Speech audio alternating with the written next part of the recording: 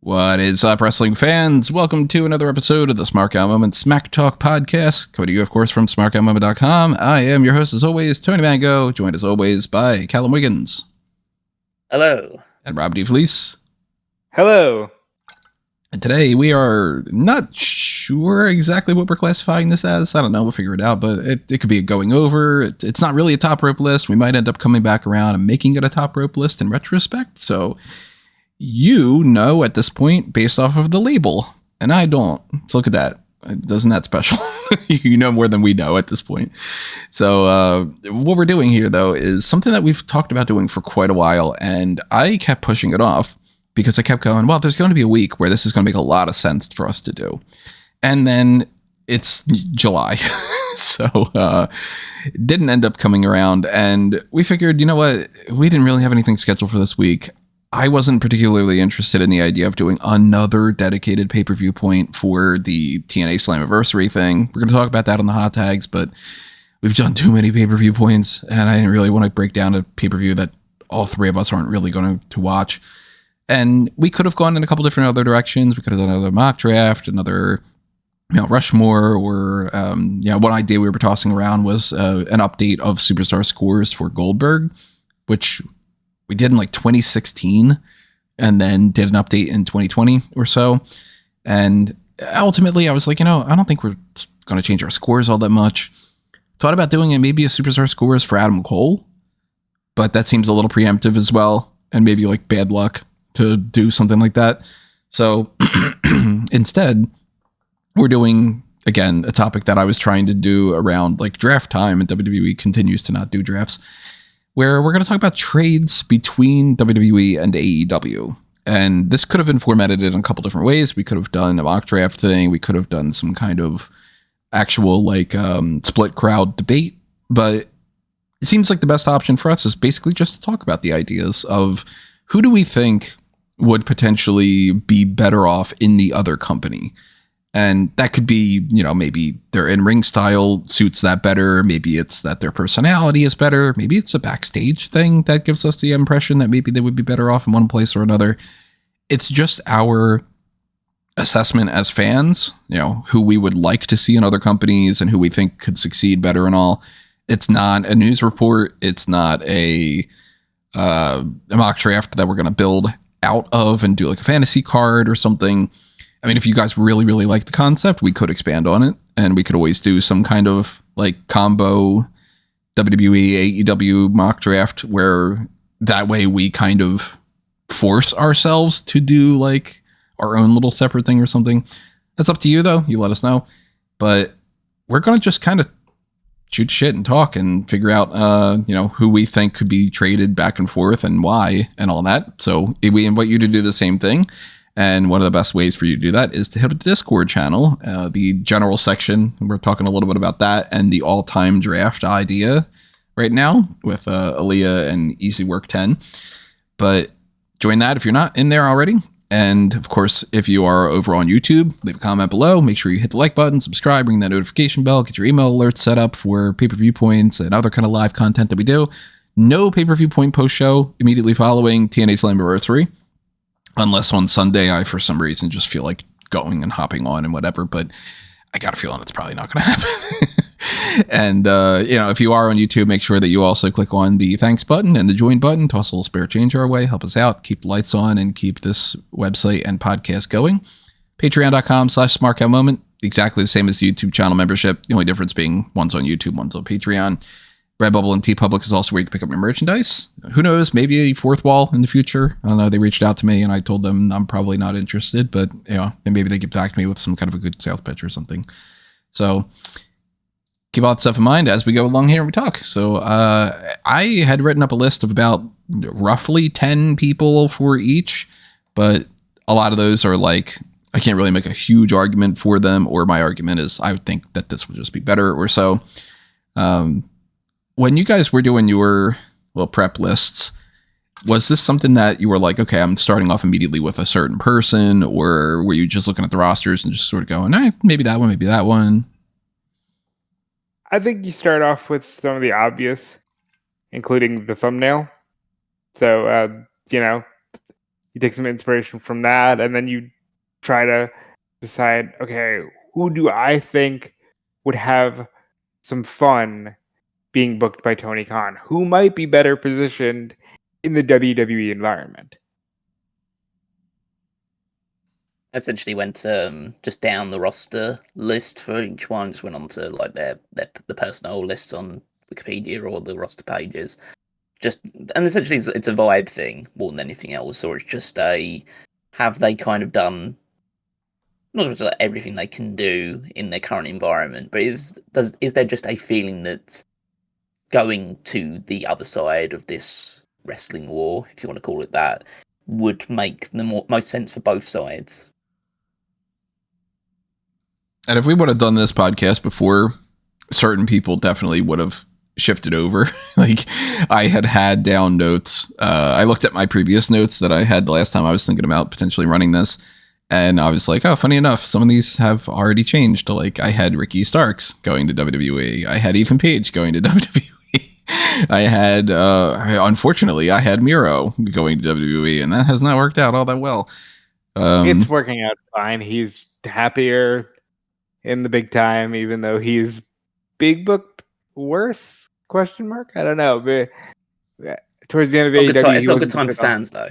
That's the thing. Yeah.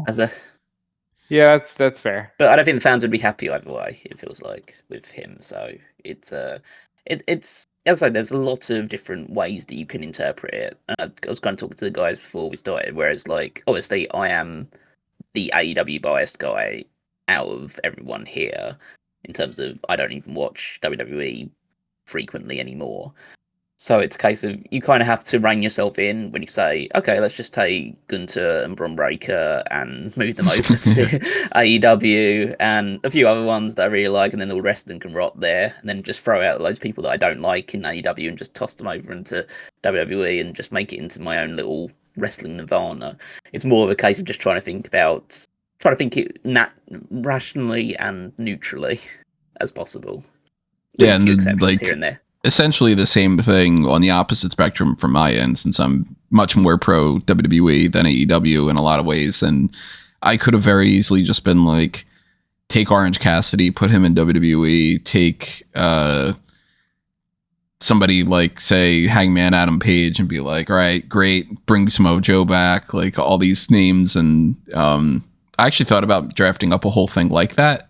And the more that I started to do that, the more I was like, all right, well, this is getting way too ridiculous. Because then it's just like the same thing you said. It's like a little wrestling nirvana where suddenly, why are the Young Bucks also in WWE? Why is Kenny Omega in WWE? All these people that are cornerstones for AEW. Oh, look at that. The entire Death Riders basically move over. And like... it's crazy, like all that stuff happened, and then somehow, wow, Apollo Crews just landed up in AEW for some reason. It's just like, well, not to spoil one of my picks. Yeah, well, no, but you know what I mean. It's like it's an idea of like, okay, you're just sending over all the best people from one promotion and tossing over all the kind of undercard or people that are problematic or anything along those lines over to the other side, just because you don't personally like them. It's easy to fall into that trap, right? And so you just kind of have to look at it and feel like, are they currently being positioned well or doing well in the current promotion? Would going over to the other side really dramatically change them one way or the other? In some instances, yes, they would. Like, I think, as we've spoken about, AEW puts far more of an emphasis on the in-ring action, and so if you want people in the WWE side of things to probably have more diverse, potentially even better matches, then you would take them over to AEW, whereas on the WWE side of things, it's more of like a variety show type effect and more of like the character work side of things. So if there's certain people that you think could showcase more character in WWE than in AEW, then you would probably put them over onto that side of things. So, and again, there's some parts of it, but then it's a case of, well, I'll say one that I haven't put onto. I think like I didn't move Gunter over to AEW, even though I'm pretty certain if Gunter went over to AEW, he would have better matches. He would work with so many great people, like Gunther, again, your fantasy book, any kind of thing. Even a match like a Gunther versus Ricochet, where they were both in WWE, it would be better in AEW than it was in WWE. Yeah. And you can throw Gunther versus I don't know, like a Claudio, and it would be like, oh my god, that would kick so much ass. Oh yeah, absolutely. But it's more of a case of, but Gunther is well positioned in WWE. He's a multi-time world champion. He's the current world champion. So it's like, yeah, I don't like the way that his current run is going from any bits that I've seen of it, because it's just he's not having many matches, which is his kind of bread and butter, is to have good matches with people. But I know that when you do position him well, because they have done it when he was Intercontinental Champion, then they treat him like a star. So it doesn't feel like he can't go to AEW and be more of a star than what he currently is. Right. He's already one half of the top champions in the company. And exactly, yeah. Seemingly going to have John Cena's final match and had Goldberg's final match and all this. And like, yeah, so it's... Yeah. And the same rules don't apply to everyone. As I say, we'll go on a case-by-case basis, but it's like... But I don't want to change it, loads of people. And also there's loads of people that I think you guys particularly would look at and say, like, they're a top star for WWE that I wouldn't want anywhere near AEW. Right. So, like, can we give an example? Yeah, I would love that, actually. And the example that immediately comes to mind is Seth Rollins. Yeah, I didn't put Seth Rollins in this. Did you do? Yeah, but that's not because didn't either. I think he would have good matches in AEW. It's a case of I just don't think he's. I don't think he's at the level of the top guys in AEW, so I wouldn't have him over there. Not anymore. Not anymore. No. Well, no. Certainly at this moment in time. If you were to ask me back a couple of years ago, like when AEW first started, 7 years ago, yeah, like, right, like then there could have been a really big argument that maybe if Seth Rollins would have gone to AEW at the very beginning of it, and maybe even instead of a Jon Moxley, that maybe he could have been their top guy and gotten out of the shadow of Roman Reigns and everything like that. But nowadays it's like, first off, he's too much of a WWE guy. Like, he's a company man through and through, and his wife's in the company.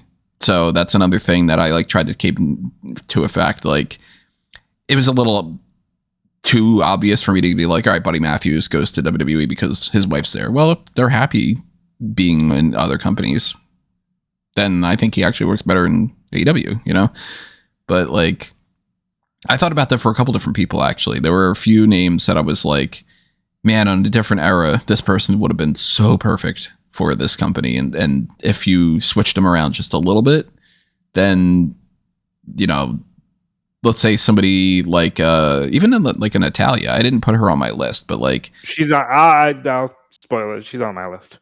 All right, so let's talk about her then. Like, out of all the people to start off with, we're starting off with Natalia. Well, that's why I wasn't going to start with Natalia, but Natalia is on my list.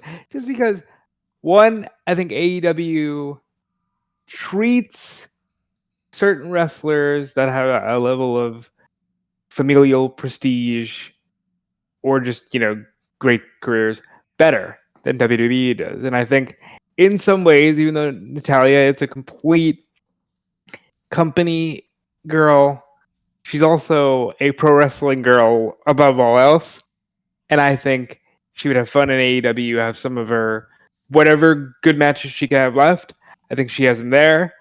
And I'd like to see her pushed at a level that isn't just, yay, I'm so happy to be here. I want to see her presented as though she's tough, you know? And she could be a great stand-in for...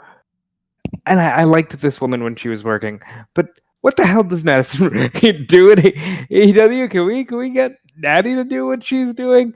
Like, Natty's a great coach. She's a great, just a great mind for the industry. And I'm not saying Madison isn't. Maybe that sounds like I'm being a dick, but it's just the idea of like, Natty would be so good at these things, and I'd love to see her utilized in that way, both backstage and in front of the camera, for however many years she has left.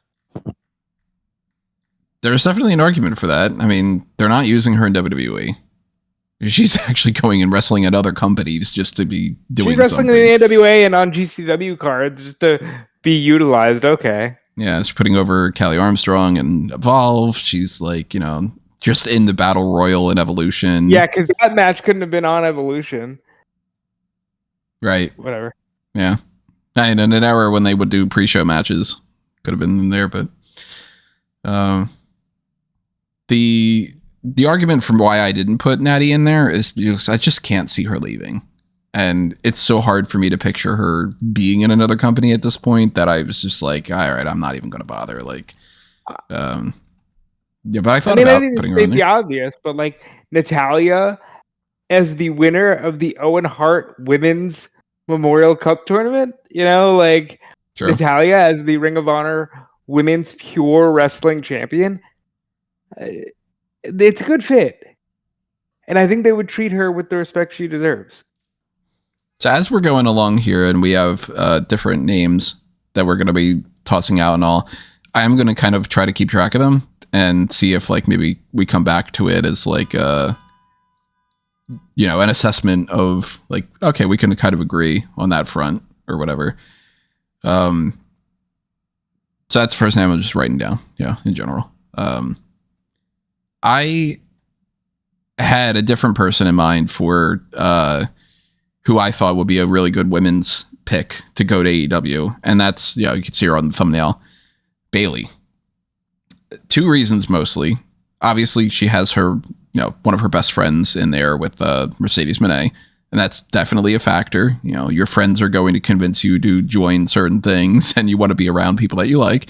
I'm sure there's plenty of people that she's super friends with in WWE. So it's not like that's her one and only friend and she would have to go there. But you know what I mean? But Bayley is definitely at a point in her career now where I don't want to say that like she's in that veteran, we don't want to put you at the top spot necessarily, because they could easily just give her a championship at any moment. But the shine is worn off of her being the target to build around. And I mean, even people like Bianca Belair and Rhea Ripley have been in more prominent spots for a little bit of a longer enough time that they are going to start transitioning in the next couple of years of not being the people to build around. Bayley's the generation before that. And not the whole generation, but she's the prior tier before that. And, Becky Lynch right now and Bayley are fighting for this women's Intercontinental title, not the main title. And slowly but surely, that's going to become less and less of Bayley being the top tier and more so the veteran that puts over the other people. If she were to go to AEW, she could win the championship in a heartbeat. I don't think anybody would bat an eye. And maybe that would revitalize her career a little bit too, because I find her a little bit bland, Bayley. I think that when she's a heel, she only plays really one note in WWE. And when she's a babyface, it's basically just, I'm getting my ass kicked. And that's a problem with a lot of different people, but Bayley hasn't figured out another character shift. And maybe in AEW, a completely different environment, she might be able to just, do whatever as, what was her name before she went to WWE? It was Rose something, or Davina Rose. Davina Rose, but Pamela Rose. I don't think she would be, I think she would not probably be Davina Rose. Maybe Pam, maybe even just using her real name. Maybe she's just at that level. But like, what is her real name? Pamela something? Martinez. Yeah. I think with Bayley, she had the weird distinction of having such a great character, but you could not play a 12-year-old forever. Yeah. And now she just has I leveled up from that and I'm just a wrestler and I am here. And I think she would do great in AEW, and she's someone I have on the list, largely because of like the Mercedes stuff, and I do think in some ways they're going to want to, kind of like Edge and Christian, they're going to want to finish or interact more before their careers are finished. And given what you could do in either company, I think I'd rather see it outside of WWE at this point in time. I don't know if I want to see the return of Sasha Banks to WWE. At least certainly not in July of 2025 as we're talking. But I would like to see what Bayley could offer elsewhere. Yeah, Bayley was a big pick for me for going from the WWE side to AEW. I think that the one caveat I had against it is that it's just the ring work side of things. because we've seen how the AEW Women's Division has evolved over the last couple of years. I think the ring work has gotten better and better with each passing month, if not year, however you want to look at it. And the one caveat with Bayley was that she suffered quite a lot of serious injuries over the last few years, and especially the one a little while ago that kept her out off the shelf for over a year. So it's just seeing whether she could step it up to regain the level that she once was at. I think that this current stuff that she's been doing with Lyra demonstrates that she can be at that level still. She's had good matches with like Io Sky as well from last year's WrestleMania, so I think that obviously they're top workers themselves, but it's a case of, with the right worker, she can have a really good run with things. And there's two kind of things. Obviously, the first thing you mentioned already is the reforming with Mercedes, having like a double act involved there in the same way they kind of were at their peak in the pandemic era. But the other one is Willow, because the story of basically Willow being almost like a pseudo Bayley, one that has more dimension than Bayley, the original Bayley character had, but someone that you could see a lot of, not necessarily influence, but a lot of similar traits in. Having Bayley come in and, I don't know, you could almost do something of like her originally being like a mentor figure for Willow and then turning on her, or just coming in and saying, you remind me too much of what I used to be, and that kind of disgusts me, and just have her come in as a heel against that. I think that Bayley would thrive in a bit more creative freedom, just because from what I've seen of just her giving real interviews, she comes across as a very real, three-dimensional person that I don't think has ever really translated in either her initial babyface run or her initial heel run. I think she's much closer to that now. She just feels like a person, which I think is which I think in AEW is what you need to be. You need to be real, and I think that she would carry that off well there. So yeah, I would advocate for the switch if she was interested to do so. I'll put a little star next to her name. Seems like we're all in agreement on that one. Here's somebody that I had. It's just, random one to the opposite side of things.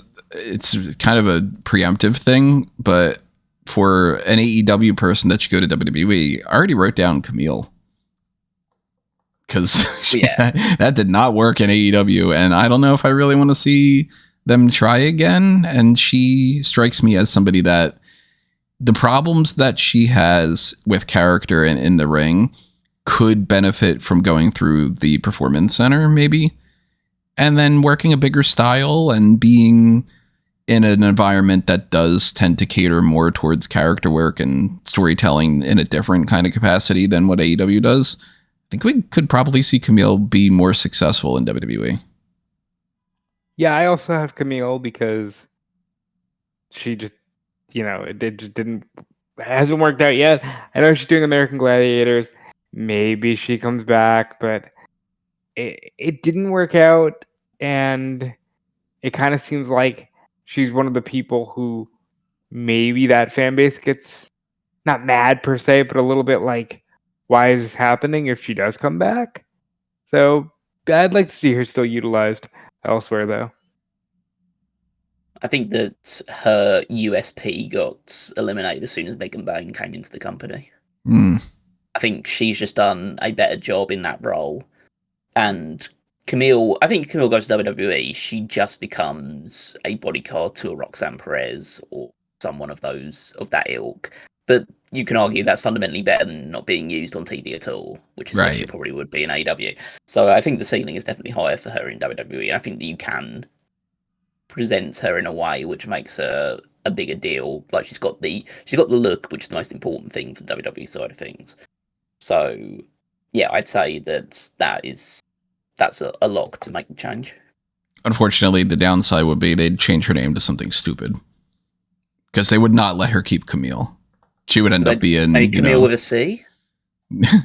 Camila, whatever. But she would end up being, I don't know, some kind of Jasmine something or whatever, where you'd be like, "What? That's not even remotely close." What's her real name? Is it Camille? It's, I think it's Camille. I could be wrong, but I thought it was Camille. Let's see. Kaylee Latimer. Well, Latimer because she married. What's his Bram. face? Bram. The Wow, I called him Bram. Tom Latimer. but yeah, Kaylee Dawn Latimer. So I don't know. She'd be Dawn something maybe. But Camilla Kane. She used to go by at one point. Okay. That'd be interesting.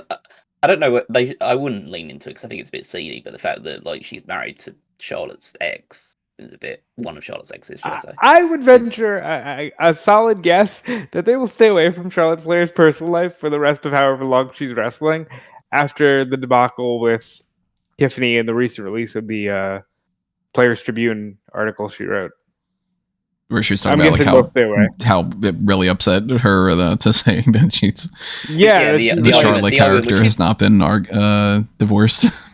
Yeah, exactly. Which I kind of, that's a bit of a weird thing, but if that's how she feels, that's how she feels, and I doubt they'll ever use it again. But yeah, I'd like to see Camille, maybe even working with Charlotte, even as like a security detail for Charlotte, because she can't be babyface forever. She's gonna turn heel again. Probably in 3 weeks. I'm bogarting the conversation. What are some other ideas you guys have, one way or the other?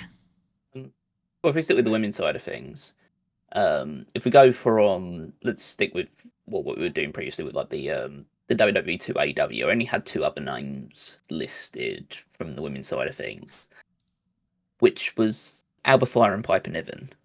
So I had Alba Fyre down. She was the only other woman that I had down on the. Actually, she's the only other woman that I have on my list entirely, except for Britt Baker. But that's a discussion for the other side. Yeah. We'll definitely get onto that. Yeah. But yeah, the reason why with the Alba Fyre and Piper Niven is not even for the work they were doing like NXT UK and prior to now being part of this Secret Service thing, which works for them. It's a nice little gimmick to have. But it's the idea of, I saw what they did in Scotland with like ICW and all across like the UK indies. And these two are killers. These two are murderer type wrestlers that could have like absolutely insane hardcore wars. And that is the USP of anything to do with AEW's women's division is their hardcore matches. Like women, there's no more surefire thing in AEW, 99 times out of 100, than a women's hardcore match. And so those two are masters of that art. So I think that they would thrive in that sort of environment. So I wanted to put both of them down because I think that, I'd say they are totally fine in the situation they're doing, but it just feels like their potential is being wasted as sidekicks to Chelsea Green. As much as they like probably enjoy it, and Chelsea, from all accounts, is like a great person, so they're probably having a really fun time involved with it, and they're seemingly, especially Piper, seems to be really good friends with her. But it's more of a case of, you could be doing more for your career by switching and changing to that sort of style. I would like to see it. I thought Kaylee Ray was an amazing worker, and this is back in the era where women were headlining pay-per-views. It's like, yeah, she could headline a pay-per-view with Charlotte tomorrow, Becky Lynch tomorrow, and they have just taken so much of the shine off her that it doesn't even make sense. And Piper's fantastic as well. They're not on my list, but especially Alba, I would make the argument for. She fell into good hand territory. Yeah, and that sucked. Because, like, okay, not everybody can be champion, but everybody's so talented now. It was a lot easier to say that when you didn't have a roster full of people who could just do so much. Like, there's so many talented people. But speaking of, Alba being a sidekick to Chelsea and just not being utilized properly, one of the other women I have on my list is Deonna to WWE. Even more than Britt. Big one as well, yeah. Even more than Britt, because damn it, Deonna's just good. And I mean, I go back to this all the time. I use this as an example, Callum. You rightfully said I ruined her for you because I see this great potential and I saw what she was doing, and you see how she's used, and it does kind of begin to think, oh, so is there just a ceiling for her? Was TNA just a safe house? And I just think she's being wasted.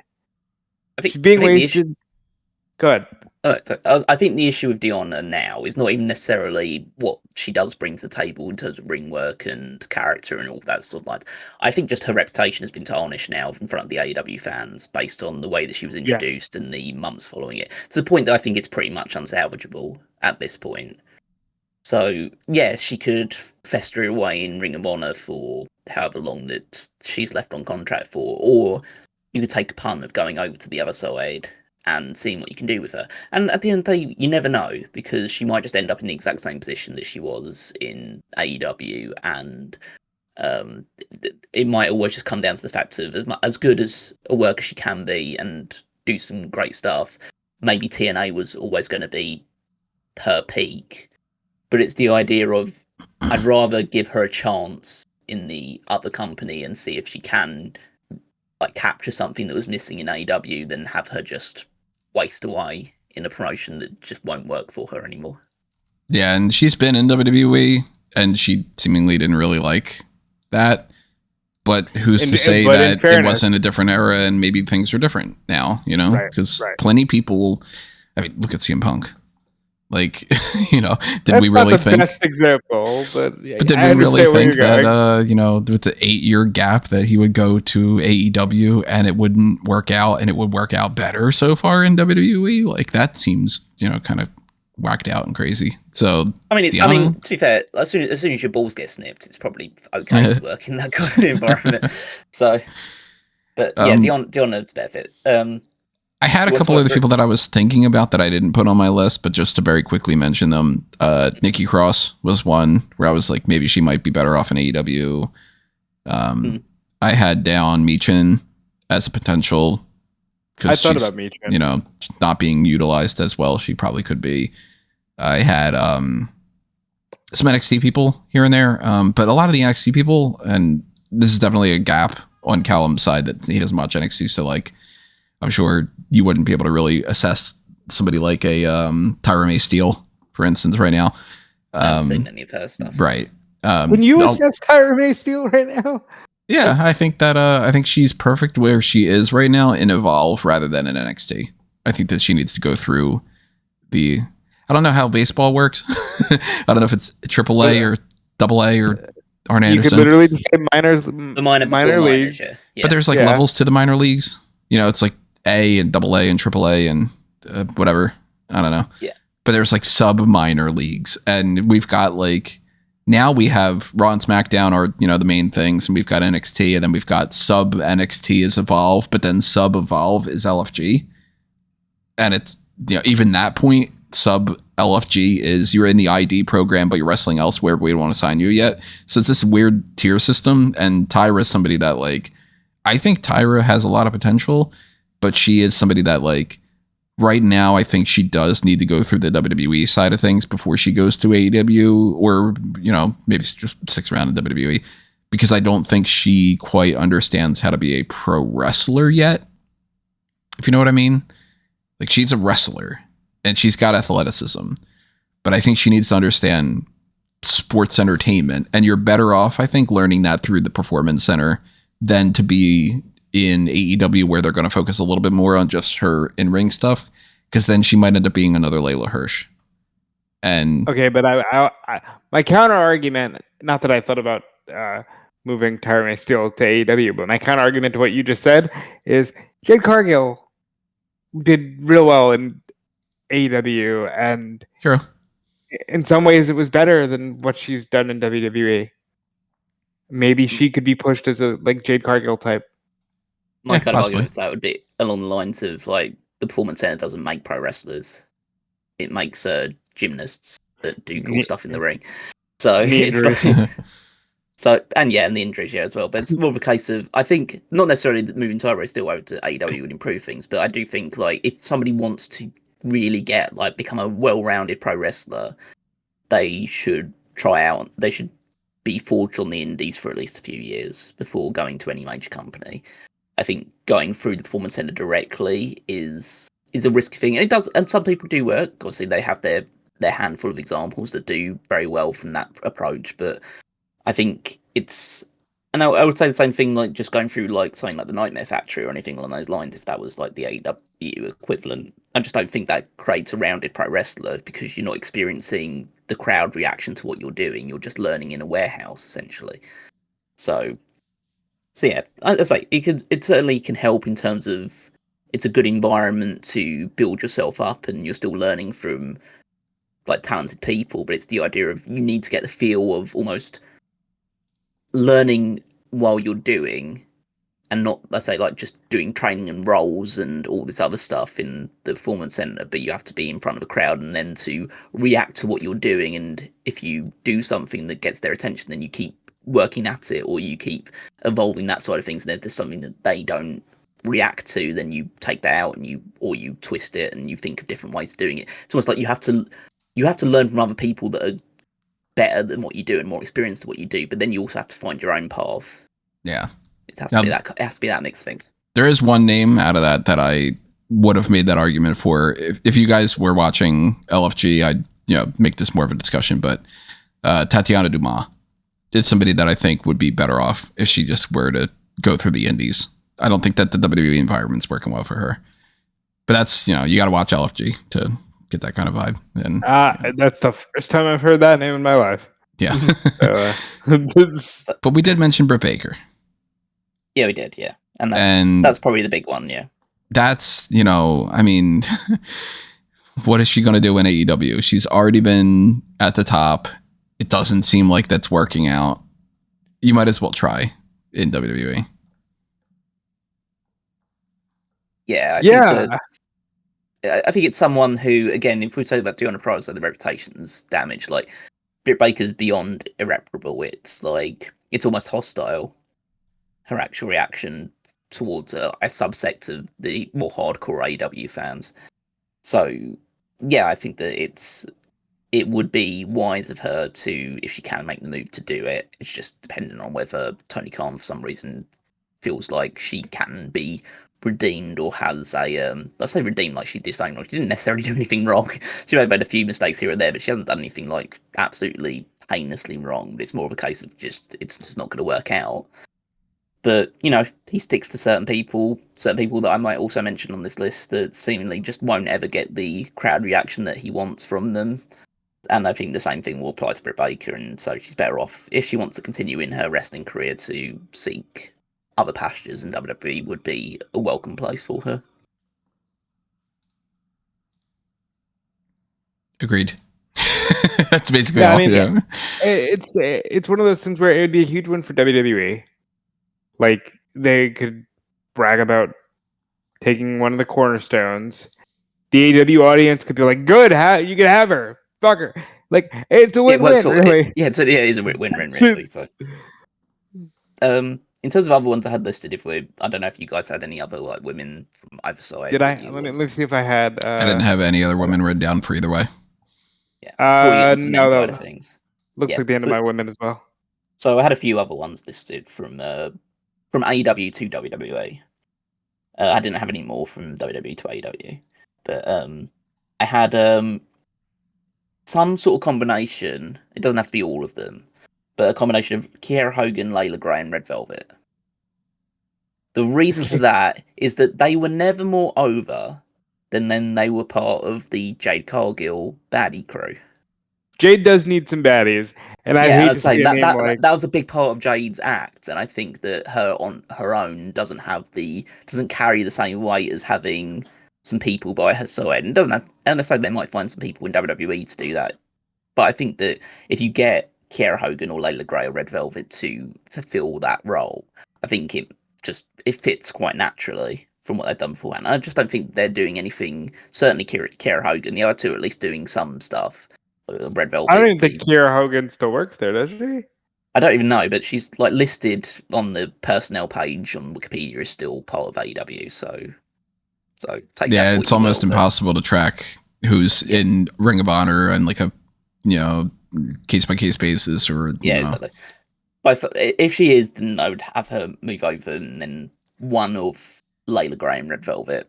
I'd say probably Velvet, just because I don't think that the ring work is quite there compared to. I think Layla can grow into it from what I've seen of her, and I think she's doing this new Top Flight thing with this Team Sky, and however you want to refer to it, but we'll see how that goes. The other names that I had listed is just a pure, wrestling aesthetic thing in terms of where their ability currently is. So that's Anna Jay, who I just don't think is ever going to. I'll say I just don't know how much she's going to improve from where she currently is. And I think if she stays at the level she currently is, she's not good enough for AEW from an in-ring perspective. But, and I say, I don't know whether that means that it would work well in WWE either, but it's just, I call it as I see it. And the other one, which is probably the kind of the weird, strangest argument, is Julia Hart. I thought about adding her to my list. Because I think that she's got great character, got great, vibe and look to her and everything about that. And then she had that, and she was also doing really well in the ring. And then she had that injury, and it just never clicked again from an in-ring perspective. Like, she just has lost it to a degree. I'd say, I don't think that she's at the reason why I wouldn't necessarily try her over and just considered it is more of a case of I don't think it's irredeemable for her. And I think you can still build off it. And now they're forming this new faction with her, Sky Blue, and Tekla, which might help revive her from that perspective. But yeah, I just think that until she starts to pick it back up in the ring and start to rediscover what she previously had, it might make more sense to go to a more character-oriented company than the one that's very much more heavily focused on the in-ring side of things. But the crowd, to their credit, don't seem to have ever turned on Julia or still respond to what she does. So I don't think it seems like there's not that much of a issue with her yet as there has been with certain other people. So those were the only other names that I had listed. The women's side of things, at least. And if you went back to the very first All In, go back and listen to my assessment of that. I was very much Penelope Ford needs to be signed to WWE. Now at this point, I don't. Yeah, she's where she needs to be. I think. Yeah. What being the front woman to the main act, I think is fine. Yeah. So let's switch over to the men's divisions then. And I've got way more the men. It doesn't work. So, I'm gonna toss out a big one. Finn Balor to AEW. I'd disagree, but you make your argument. The pros and the cons that I see, he seems to have fun in WWE, and it's almost like there is like a contingent of fans, and I'm going to make the argument here too, that are making the argument for him that he should leave, and it doesn't seem like he necessarily wants to go. So that's, a big factor of like him not going anywhere. But I consistently see this so often argued that Finn Balor should be a WWE world champion, and I feel like he's never going to reach that point. But if he were in AEW, there's a chance that he could do that. But even just the idea of seeing him against some other people, I'd be more interested in watching Finn Balor in the exact same position that he is right now, but in AEW and wrestling Will Ospreay and wrestling Orange Cassidy and doing a program with, I don't know, like Eddie Kingston or something, than to see him wrestling the same people in WWE in the same spot. I can see those different points, and I'd say it can make sense. The issue I have with the Balor one, first of all, it's an age thing.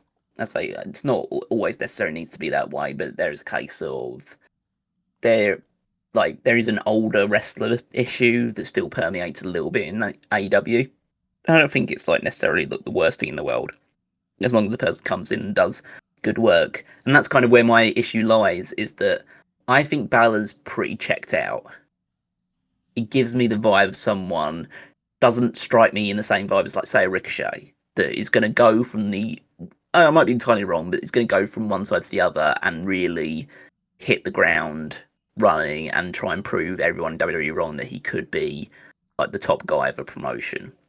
Maybe I'm entirely wrong for that perspective, but he does just strike me. Maybe it's the fact that he just looks like he's enjoying himself and he's doing fine with WWE, just being a tag team guy with Judgment Day and doing all the little bits and pieces there. But he just strikes me as a guy that's pretty comfortable where he is. And to be fair, a lot of people got that vibe of Ricochet as well before he left to AEW, and look where he's risen his game up to now. But I think that I just don't get that fire from Finn Balor to make you feel like, oh yeah, like if he went to AEW, he would tear things up and feel like a big deal again. I just think, I just don't see the spark there. So I would say no to that one personally.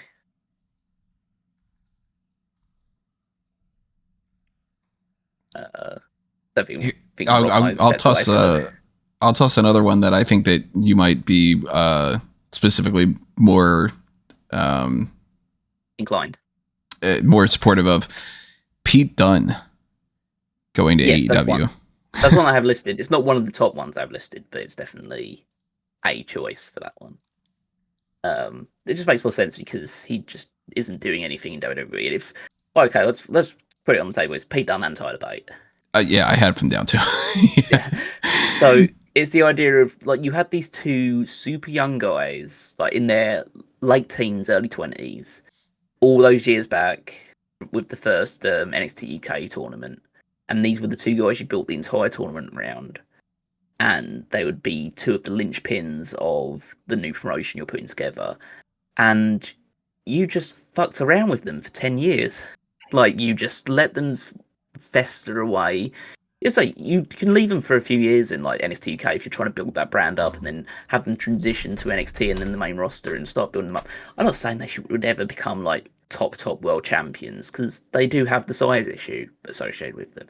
But it's a case of you just waited and waited and wasted and wasted, and they just left them there for years and years and years, just doing nothing unless you brought him out every now and again. You finally bring Pete Dunne up to the main roster and you call him Butch as like this little leprechaun munchkin character that's hanging around with Sheamus and he became a little pissant, and it was like, exactly. Man, you were doing so much fun stuff with like the tag team with Matt Riddle, even like that was fun in NXT, and you were a killer in NXT UK, and now you can't talk. Yeah, and like Tyler Bate, arguably he's even worse off than Pete Dunne because he just, he had all that potential, but he just got stuck in doing the mustache mountain thing for a while, and then just being the last bastion of NXT UK in his dying days, and then immediately losing that title to Bron Breakker, as he should have done, because Bron was the top guy at that time. So I'm not saying he should have won that match, but it's more of a case of he goes over to NXT and then doesn't really do anything, and then he like eventually forms a tag team with Pete Dunne on the main roster, and that doesn't go anywhere either, even though they're having good matches. It's just, he just feels like there was so much waste potential, and he's now, approaching his 30s, and it's a case of, what have you done in that time? Yeah, you were the king of NXT UK for a while, but that promotion hasn't existed for a while, and you haven't really moved on from that since. So it's a case of going to AEW. I'm not saying that, again, not for very few of these instances, I'm going to say they would be like a world champion or a top champion, but they would just be able to have great matches every week, and that's what you want from these guys. Like, it's not even a problem with a place like them being in the tag team division or them doing stuff in the lower cards WWE. That'd be totally fine if they were on TV every week doing something. If you could take a Pete Dunne and just be like, okay, well, we need somebody to have a good match with somebody, so let's take, say, who's on Raw, like Sami Zayn, and be like, all right, well, we need Sami to wrestle this week, and just give him a win. Let's give him 15 minutes with Pete Dunne. They would have a good match, and they just don't want to do it. Like, people like mock at these sort of things, and they always like have to revolve around championships, but there's nothing wrong with being an AR Fox. There's nothing wrong with being a Beast Mortos. Those guys just have killer matches every single week, and they're on TV like more weeks than not, and just having fun matches, losing, but that's an important role, and just having someone like a Tyler Bate or Pete Dunne there doing it, and maybe they get over, and maybe they do get pushed up, but just being able to see them wrestle every week, that would be a damn sight better than what they're currently doing. I will say that, by the way, yes, sorry, I got pulled away for a phone call. I will say that Pete Dunne is on my list. Bate, not so much, but I think it's just because if push came to shove, I could see Bate just doing the whatever's left of the indie scene. With Pete Dunne, there's an intensity and a crispness there that I can't believe we're not seeing more of. I think one of the biggest letdowns for me of the Triple H booked era of WWE, not that I was expecting it to just turn into NXT Black and Gold and suddenly Johnny Gargano is world champion, but it's that the guys that were booked strongly in that scene just weren't when the time came to make the upgrade. You know what I mean? Like Pete Dunne. The only thing worse than being Butch was the gimmick he had in 2024 where he was just mad that he was Butch. Like he's mad for like 6 months. I can't believe I was Butch. Fuck you. Yeah, the only person that really like Triple H was like, no, I'm gonna make sure this person gets back to where they were before was EO. Well, because he just really likes EO and Rio. He told us Rio was gonna be the cornerstone, and then he made her the cornerstone. But like Pete Dunne, I wanted to see more from, and I think he'd do great in AEW personally. I also wanted to say that I did not have Finn Balor on my list, and I kind of just maybe it would work out, but also maybe it's kind of like what Callum was saying about Deanna for AEW fans, but in the reverse. You know what I mean? Like I think there will be an initial like excitement to see Prince Devitt, but once you realize that you're not getting exactly what you thought, I think that it'll kind of taper off. But I could also be a hypocrite because unless you guys have more to say about Pete Dunne, I have a name in the same vein to what you said about Balor, and that's Shinsuke Nakamura. I have Shinsuke Nakamura. Yeah. That's okay. All right. I'm gonna put a little star next to him again. I'll get you to say Rob as well, but you might have the same feelings that I have like Shinsuke, which is I just think there's something with Shinsuke. There's something just because, and it may just be just because Okada is there, that it just feels like you can do something with Shinsuke that you might not necessarily be able to do with Finn. I agree, because I feel the same way. For some reason, I just think that Tony Khan would be kinder. Kind of like what I was saying about Natty. Like, there's just something about Tony that I think he's got such a nerd brain for wrestling that he's gonna sit there and like rattle off facts about Dustin Rhodes, you know, and explain why he gave a 60-plus-year-old Dustin a singles championship in the year of our Lord 2025. That I think he would do great things for Nakamura. I think he would do great things for, is Dustin 60? I believe he 60. is. Yeah. I thought he was like 58 or something. He's close. Well, his nearest makes no difference really, but I really believe that 56 apparently. Shinsuke would have a great run in AEW, and he could kind of just coast on his reputation for New Japan, and that would also lead to New Japan returns. I think he would have fun. He could literally do the exact same thing that he's done in WWE and just be paired off with great match people and just be like, all right, today it's Shinsuke Nakamura against I don't know, Konosuke Takeshita. Today it's Kyle Fletcher. Next day it's an actual program with somebody, but he's wrestling a few times against Hangman or, whatever. And yeah, it would be better than him doing nothing on SmackDown. I think it's like, it would almost feel like, because the way that he was before going to WWE, and also like in the initial things for WWE, he was treated in that way. Not going to take away from that, but it's a case of probably in the since the last like 5 or so years, the way that they've kind of stripped away everything that Nakamura used to be. And he doesn't have the aura that Nakamura used to have. I think AEW fans would almost see it as like a restoration to bring Nakamura into AEW and to try and give him back that credibility that he used to have, or at least that aura that used to surround him. So yeah, I can see that being the case. I also have one other person in that similar vibe of someone like, you know, a veteran hand going from WWE to AEW. And it's probably the one that most people would want to see happen if they had their way in AEW, which is AJ Styles. Yeah, I got AJ Styles too. I don't. Really? Well, the reason, yeah. We'll definitely hear out the argument because I didn't want the Finn Balor one, but like the reason why the AJ Styles one is purely the reason that he's done everything that he could possibly do in WWE. He's been the top guy. He's been the world champion. He's wrestled for every other championship, mid-card title, tag team title. He's done it all, and he's like probably risen to higher than anyone ever thought that he would do in WWE when he was in TNA and people were always talking about that possibility.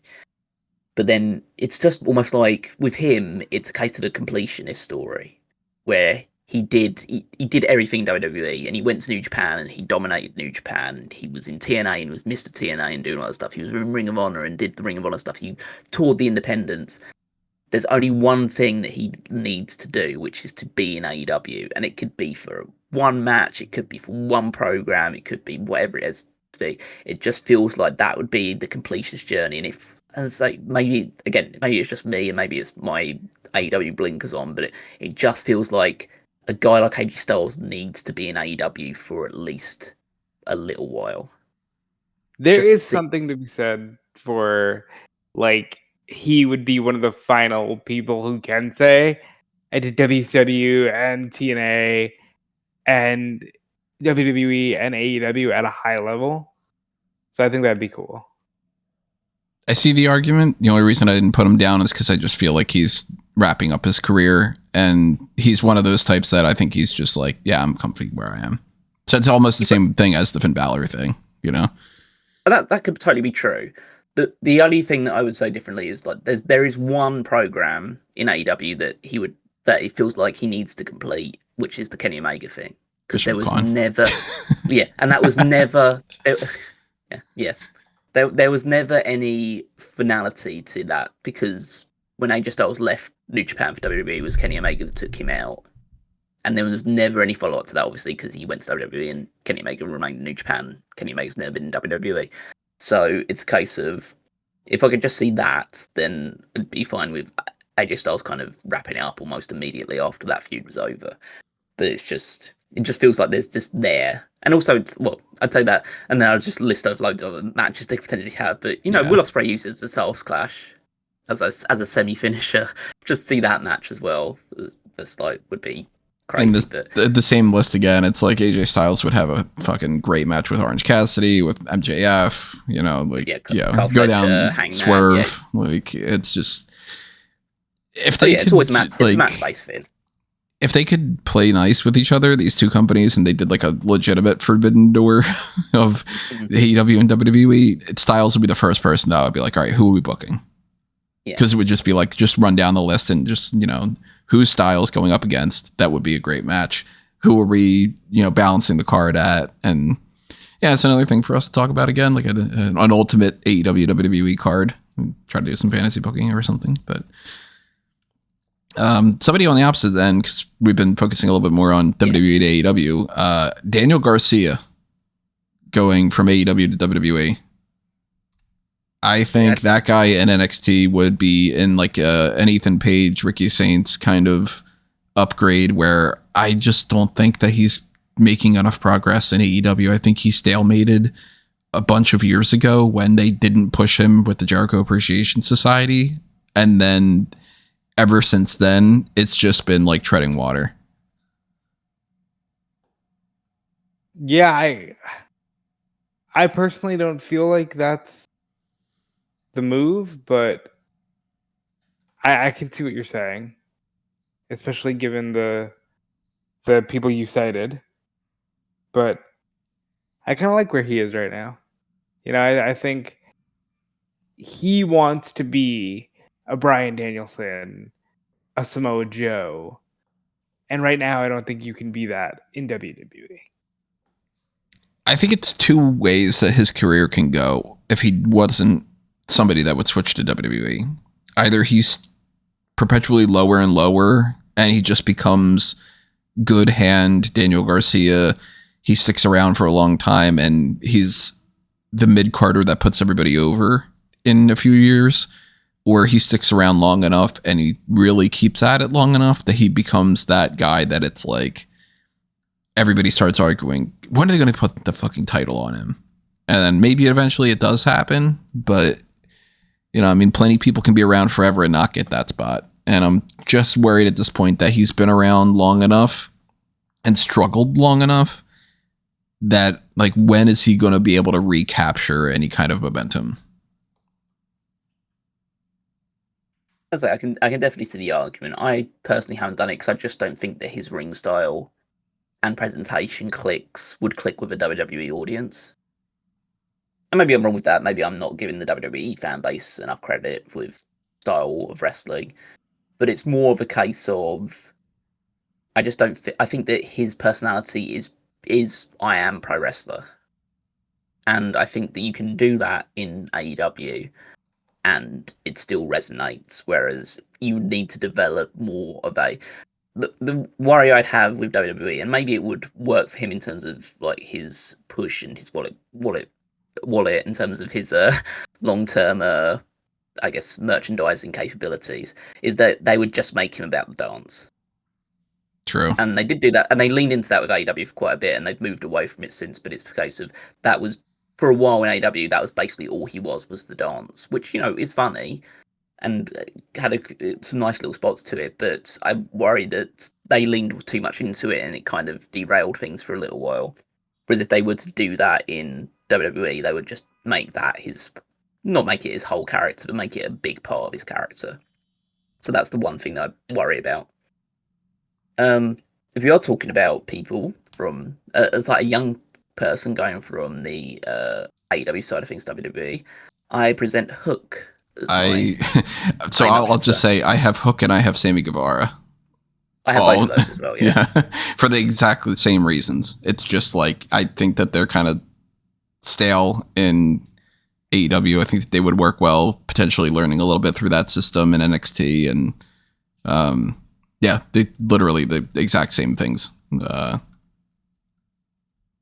So the slight difference with Sammy Guevara is I think that he has the same sort of hostility towards him that affects Britt Baker. I think that he's never going to get over as a babyface, a proper like all round babyface in AEW to the level that they probably hope that he would do.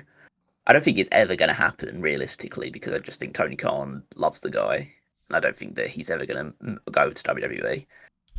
But if it was up to me, I would say that he should take the opportunity to go over if the opportunity ever did present itself, because it's a new audience. It's an opportunity to start over again. He's a great heel. I don't think he is a great babyface, but I think he's a great heel in terms of just being an unlikable personality as a character. And yeah, I think that his flashy, high-flying style would suit well with what WWE fans like to see. So that would work. The Hook one, yeah, I just think he's plateaued in AEW, and I don't think that he necessarily would reach greater heights in WWE, but I think that it's just the change of scenery might do him good from that respect. Yeah, I agree. And I think there was that talk that he was going to explore his options if he didn't stay with AEW, and maybe he just should, you know. Because honestly, he turned on he didn't turn on the ops, but he declined to rejoin them and then disappeared. And that's a huge problem with AEW is people keep disappearing. And, you know, everybody will say, yeah, well, you know, you cycle people in and out. Where the hell is Jack Perry? And he is on my list to go to WWE. Where the hell is Jack Perry? I didn't have him on the list because CM Punk's there. Yeah, that's probably the big reason. Yeah, and I see, but I feel like I feel like there would be a match in the ring. I mean, it would be a funny scenario because Punk literally couldn't do anything if he was to move. I don't think they would ever do it because I don't think they would risk Punk being set off. But it's more of a case of Punk literally knows that if he was to have done something, if Jack Perry was to get signed by WWE, like he couldn't do anything, because if he did do something, he'd be fired and he'd never work in wrestling again. But At least not in the top 2. You got to think about this. They put a photo on social media of Drew McIntyre and this kid, and we know that like McIntyre and Punk don't hate each other. So there's probably like, hey, you mind if I do this? And he's probably like, hey, whatever. Like, I think you could get a match in the ring. I'd love to see it. I just don't think it'll happen. Not that it's just like a prediction side, but like I wouldn't even pitch it if I were on like creative to be like, I think we should bring that Jack Perry in. I think they'd be like, the fuck are you talking about, I haven't put him on the list, and it's sort of the case like, because I'm not a big fan of Jack Perry, and I think that the longer he stays in AEW, the more of an albatross he becomes on the company's neck, because it's a case of, it's, this, I think Tony Khan really sees a lot of star power in him, and I just don't think anybody sees that star power in him anymore. Not to the level that he probably sees. Like, he probably sees him being potential world champion in future. I don't think anyone with the right frame of mind sees it. But Tony Khan has his favourites, and I think he's one of them. So I just don't think I don't think it strikes me as a realistic prospect, both from the CM Punk thing and also the fact that I just think Tony Khan would never let him go. But I do think that we can have a discussion about Jay White. I've got him on my list. Yeah, I didn't put him on my list, but I stand by what I said when he was a free agent, that he's like made for the WWE style, but better, because he can also do AEW style.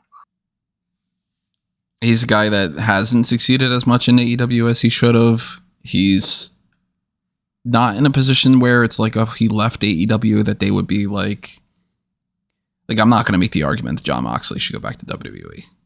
It'd be fun, but it's not going to be an argument I would make. Jay White, if he leaves, AEW's fine. But they could get a whole new, whether they want to make him the face of NXT or they want to put him on the main roster straight, I'd probably do that and just go straight to the main roster. You got a lot of matches that you could do. You could pair him off with like an AJ Styles and a Finn Balor and like the obvious options, but then you've got Jay White wrestling people like a Cody Rhodes and like I'd like to see even like Jay White against Sheamus or something. Jay White against Rey Mysterio. There's tons of options. Yeah, Jay White's style and his kind of like cerebral approach to things, I think, would connect well with WWE audience. I don't think he's done badly in AEW for any kind of record. Like, I think that I think there was a lot of hype surrounding him when he came in, which is justified because of the way that he was treated in New Japan. But it's a case of, I think, a mixture of injuries and bad timing and just other things going on just meant that he's never reached up to the level that a lot of people hoped to. And obviously a mixture of like poor booking as well. But he has been like, I think he was treated well and has been treated well. And so I wouldn't mind him sticking around in AEW. I just think that his style and his character work, I think he could rise to the top of WWE pretty quickly if given the opportunity. So, and yeah, I just think that it is a very crowded scene at the top of AEW. It is a pretty crowded scene in WWE, but I think it's a scene that is in need of fresh blood, and so they would push a guy to the top, whereas I think people are very satisfied with the current top level people in AEW, whereas in WWE, some of them have become a little bit long in the tooth. And if you're losing guys like John Cena, how long is Randy Orton going to keep doing this and stuff like that? There are openings at the top of the card for guys like Jay White to come in, because Jay White's still very young as well. Yeah, he can be kind of almost a replacement Seth Rollins. Yeah, once the knee finally falls off. Let's see a few other ones. Tony might disagree with this one, but Danhausen. Yeah. I mean, I wouldn't really want to see the Danhausen act in WWE, but apparently they might be signing him soon. So why? It just works. Make him CM Punk's sidekick. Just make him the fucking goofball sidekick. Like CM Punk's trying to be a straight man, and then here's Danhausen being like, I'm Danhausen. Yeah, listen. In a WWE where you're trying to make R-Truth serious, Like there is a clear opening for funny man, haha guy, and that's where Danhausen just slots in naturally. Because right now your haha guy is Ludwig Kaiser being El Grande Americano, and that's like the only reason why that's funny is because he's a serious like German wrestler trying to play a Mexican American cartoon character. Trying to play an American, playing a Mexican. I'm just a guy. This guy's just what's the phrase? So Danhausen just fits in WWE. He's too like Orange Cassidy obviously works in WWE, and there's goofy characters in AEW, no question about it. But Danhausen just is too much for AEW, and I think he's burnt bridges that he won't ever be able to restore. So yeah, I think that he suits I'm going to go out on a limb here and say we don't know that. But if he did, that's not fair. Like, I don't think he's done anything wrong. He just happens to be a certain somebody's friend. Yeah, let's say I don't necessarily think that he's like it was his fault or he's done something that's like worthy of him getting released. But whatever he has done hasn't endeared him to either fans or people in and around the company. So yeah, let's say he's going to not be part of AEW soon. So if he's going to go anywhere, it's going to be to either the Indies or WWE. So I also just think that if Danhausen goes to WWE, they're going to do the bullshit that they do with trademarks and be like, can you do the same gimmick, but can you call yourself something else? So that way we can trademark it.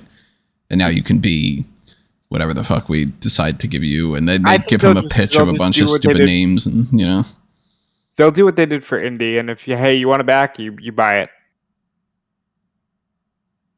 Indy Hartwell? That's what happened? Yeah. She bought her name back from them. Why aren't more people doing that? Because more people probably just are like, fucking whatever, bro. I'm not paying you money for my name. Like, I wonder how much she paid. I'll run through some quick ones here because I know we're starting to go along. But I have Santos Escobar to AEW. I just think it'd be fun. Like in AEW, where Andrade did his best work in the Continental Classic. You know, like I think Santos would be fun. I could see the argument for there, and I'll because I don't think that we're going to really have like much of a discussion about. I mean, maybe I'm wrong, obviously, but like I don't think we're going to be like diving too deep into that. I would toss out the same situation. I would toss out Apollo Crews, just be like, yeah, let's just see him against some other people. It's not doing anything in WWE. He wouldn't do a big thing in AEW, but sure, why not? And Santos is great. I'd say the only thing I'd say is I'd raise you and I'd put all of Legado del Fantasma onto AEW because it's one thing AEW, again, where it's also like the surefire thing is women's hardcore matches. Another surefire thing is Lucha, especially with the CMLL deal and having Legado del Fantasma doing like trios matches every now and again would just be, that'd be entertaining stuff. I mean, I also put Dragon Lee on the list, but it doesn't seem like that's going to happen. No. No. As turns out, recent developments suggest hell no. Yeah, to be perfectly honest, Dragon Lee was the first name that I wrote down on this entire list. That's so funny. And I wrote this list the other day when we were talking about it, and then that interview comes out, and it's just like, all right, well, fuck my list then. Just kind of, never mind. Also, here, I'm just going to toss another name out that we're not going to have any discussion with. Chris Island from the LFG. I think that he would work better in AEW too. And word. Yeah, I have. That's the first time I've heard the name Chris Island. We're not going to have a discussion about these names either, but some other people. Idris Enofe is in Evolve now. And he would do what in AEW? Please tell me. I think he would be an ROH guy. I would actually pitch that. Because Enofe is actually not bad. And I think that if you put him in a scenario like an ROH, I think he could look like a bigger fish in a smaller pond. I also would potentially toss out Timothy Thatcher going over there. What is he, a coach? Like, he's not really... He's in Evolve now, but he is in that... He's in the same sort of... maybe I'm wrong about this, but from what I've been able to gather... He and Lindsay Dorado are signed as like talent that can player coach, but like we're not really going to make you much of a focal point of a talent. You're basically in there to be a good hand, but to be steering the ship for other people. Like Lindsay just had an NXT or a WWE Evolve championship match, but it's like, yeah, of course he was going to lose that. By the way, hot tag for this week, Brooks Jensen, fucking out of nowhere, attacks Jackson Drake, and he's on Evolve now, I guess. So, you know, but Thatcher's the type of guy that, like, I could see Thatcher having some good matches with some AEW people, and more than anything, he's not doing too much in WWE right now. Send him over there, have some matches, do some fun shit. I'll get in that same vein. I'll get some other ones out of the way. I have both Tavion Heights and Charlie Dempsey. Charlie Dempsey's a little less likely given a certain Mr. Regal and his comments that have since not panned out, but you know. I had Tavion listed. I don't have Charlie Dempsey listed. I like Dempsey. I wish he was being used better. I think he's too goofy, and so I'd keep him with WWE. I think he fits WWE. I think Tavion has a lot of potential, and I think that he could unlock it a bit more if he was in AEW. My worry about I didn't have either of them on there. Dempsey, I think he's, you know, it's the William Regal connection, and he is on the goofier side, and I think that they just need to like push the motherfucker. You know what I mean?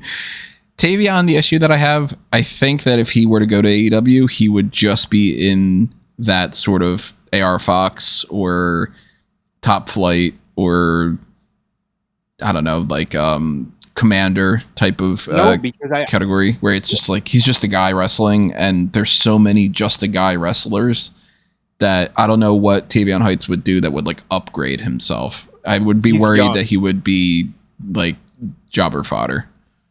He's young, and you can grow a new star, and you can be like, go ahead, Gal. I saw the matches that he had in the N1 he did with Noah. He showed so much more personality in those matches than he's ever shown on the few things I've seen from NXT and WWE. That I think that if he's given a bit more freedom and he's allowed to like explore his character a little bit more and his like just in-ring work a bit more, then I think he could reach bigger Tavion Heights. And I think that as I say, I think that like yeah, there is potential that if you go there and you could end up being like just a guy that does the rotation like an AR Fox, or you could go to AEW, you could be a Kevin Knight instead, which is not like the top level, but you clearly see some sort of either plan or potential progression for him.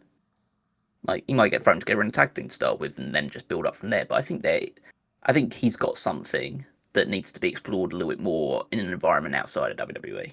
Maybe not necessarily AEW, but somewhere else. I think he'd reach a new point if he was given a bit more creative freedom. Right. In terms of some lesser names that I'll put down that I have listed, Griff Garrison. Who the fuck is that? Toss him in NXT. Try it out. Yeah. Yeah, well, say reunite him with Brian Pillman. Yeah, like I like that team. Oh, right. That's the thing they did. Yeah. All right. Preston Vance. It's not. I'm not just sending all the frat party over to WWE, but it's a case of he's a big dude. He could be a nice little like enforcer type character for certain people. He's Cody's friend. Yeah. Or at least he was. Maybe he's one of those people Cody was talking about that didn't bother talking to him after he left AEW. Could be. Satnam Singh. Please no. You know. Yeah, but you know, Tomos and stuff like that. Like I know Omos barely isn't there anymore, really. But yeah, where's Omos? But you know, they put the Giant on TV, and he'll do a couple of matches, and then like they'll forget about him, or they'll make him like a comedy character that dances to the ring or something. Depressing. Most of the other ones are like. This is gonna sound a weird one because we know they were already there like only a little while ago, but MXM Collection. I thought about putting them on my list too, and I was just like, it's weird, but like they're doing the same gimmick, just better. And you would think, okay, well, if they're doing the same gimmick but better, you would keep them where they are. But then that makes me kind of go, yeah, but then doesn't that just prove to WWE that they could have just done this and then they would be better off in WWE doing that the same way? That's And the crazy thing to me is that they're literally doing the same shit. mm-hmm. And it's a little hypocritical because, like, I feel like if this thing was on WWE TV, the same people who are loving it right now would be like, this is why WWE is fake garbage. But I'm genuinely surprised that of all the things that is thriving in AEW/ROH and making people smile, it's the maximum male models. How crazy is that? Like, Totally crazy. Yeah, it's a fun act, and I don't really mind them being around like AEW and Ring of Honor, but it's just a case of they just feel like they suit WWE better. In the same way that, like, I'd put both Johnny TV and Ty Valkyrie also on WWE. Like, that whole act, that whole collective, like, works better for a I don't know if WWE they get style to thing. say things like seed though. You know, like No. I don't know. No, they'd They're have to doing tone that. it back a little bit. And maybe making it too PG would make it, like, worse. I don't know, but it's the case of it just feels like an act that should be in WWE. But, you know, maybe that's the reason why it works so well in AEW, is it's like something a little bit different. So that's where I would have made the argument before, and less so much now, but I think if you go back just a little bit, I would make the argument way more. Anthony Bowens and Max Caster going to WWE. When they were the Acclaimed and they were at their peak, I was like, oh, these guys would fucking kill it in WWE. I still think that they could, but I think at the very least Bowens right now is in the spot that he needs to be in. And Caster, it all sort of depends. I mean, one of the problems with Caster is like, well, what do you give him the mic and let him do whatever he does, even though he's going to say things that are problematic? Probably not in WWE. If you tone him down, then he's not as interesting anymore. But he's got a good gimmick going on right now, so I really wouldn't necessarily want to switch him. But those are two that I had in my, like, you know, hovering around kind of list. Well, it's like, you know, I have the other Max, MJF. People say, oh, well, if you put him in WWE and you tone him down, it's not the same. And it's like, he's made for WWE. Even now, he still is. Like, I know he's, you know, getting back up there and getting that push, but like, even now, he's still made for WWE. I mean, there's a reason why he's the other person on the thumbnail for me. Like, I don't believe as much that MJF needs to go to WWF. WWF. MJF, right. WWF. Okay, fucking, it's only been 20 something years now, but okay. I don't believe that MJF needs to go to WWE now as much as I did when the whole bidding war of 2024 thing was happening. But I do still feel like, if not, it's gonna be weird. It's gonna be a Sting situation of like, you never went there, you know, like you never won that WWE championship, really. But right now, I think he's where he needs to be. Like, I think if he were to go to WWE, it would be a downgrade in some ways. Yeah, I'm just one of those people that fundamentally thinks that just the MJF character doesn't work in a more sanitized environment. I just think that you water it down too much, and he becomes the thing that everyone always jokes about. He just becomes another Miz. Yeah, very quickly, like a better Miz in terms of like the in-ring stuff and all that aspect, but still like not too dissimilar from that. I think he needs to be in an environment that allows him to be a little bit gritty, to push the envelope a little bit further. Because I'm not saying that it certainly couldn't work in WWE. I think he can adapt his style and be a top star in WWE.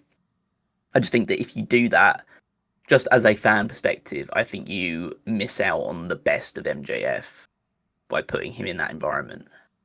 I think a great analogy between that is MJF with the gloves off in AEW is Miz that we saw arguing with Daniel Bryan on Talking Smack. Smack, yeah.